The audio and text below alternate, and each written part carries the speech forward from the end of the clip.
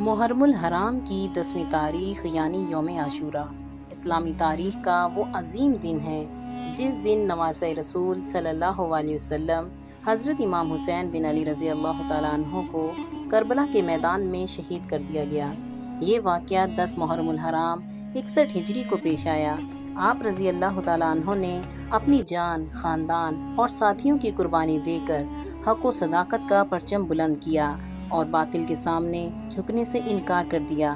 اسی دن حضرت حسین رضی اللہ تعالیٰ عنہ کے بھائی حضرت عباس رضی اللہ تعالیٰ عنہ، بیٹے حضرت علی اکبر رضی اللہ تعالیٰ عنہ، بھتیجے حضرت قاسم رضی اللہ تعالیٰ عنہ اور دیگر 70 سے زائد جانثار بھی شہید ہوئے۔ ان تمام شہداء کی قبور عراق کے شہر کربلا میں موجود ہیں، جہاں آج ایک عظیم و معروف زیارت گاہ یعنی روضہ امام حسین رضی اللہ تعالیٰ عنہ اور روضہ حضرت عباس رضی اللہ تعالیٰ عنہ قائم ہیں۔ یہ مقامات تاریخ اسلام کی سب سے بڑی قربانی کی علامت ہیں اور ہر سال لاکھوں زائرین یہاں آ کر ان عظیم ہستیوں کو خراج عقیدت پیش کرتے ہیں۔